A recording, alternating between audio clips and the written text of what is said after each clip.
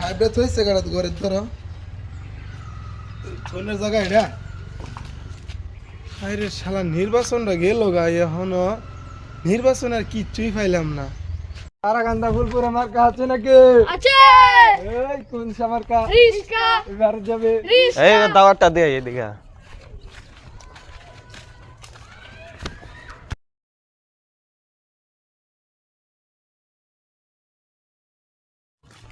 আসসালামু আলাইকুম বড় ভাই। ওয়ালাইকুম আসসালাম। কেমন আছেন? আলহামদুলিল্লাহ ভালো আছি। এবারে ভুট্টা রিক্সা মার্কাই দেন। ভোটটা তো দেন ভাই, তাহলে আম করে কিছু দেন। ও এই কারণেই তো কই দেশের নেতা খেতা কেন জনগণের উপকার করতে চাই না, কারণ তারা তো আগে জনগণের ভোট কিনা নেই, তাহলে তারা কেন জনগণের উপকার করবে? আচ্ছা আমি আপনাকে একটা উদাহরণ দিয়ে বুঝাই। ধরেন এই ঘরটা আপনার, এখন যদি আমি দাবি করি এই ঘরটা কি আমার হবে, আমি যাইতে পারবো না? পারবো না, কারণ এই ঘরটা আপনার। আর যদি এই ঘরটা আমি কিনে ফেলাই তাহলে এই ঘরের পুরা অধিকারী আমার থাকবো। তো ঠিক তেমনই জনগণ যদি ভোট বিক্রি করে দিয়ে পাবে, তাহলে নেতাখাতা তো সেই ভোট কিনেই নিল, তাহলে তারা কেন জনগণের পরে উপকারটা করবে?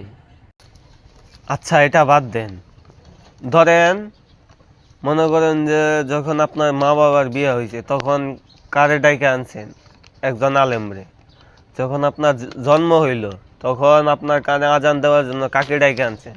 একজন আলেম। কি যখন মনে করেন আপনার বিয়ে হবে তখনও একজন আলেমের প্রয়োজন হবে, আর সেটা ডাইকে আনবেন আপনি। যখন মনে করেন যে আপনি মারা যাবেন আবার, তখন আবার সেই আলেমেরই প্রয়োজন হবে।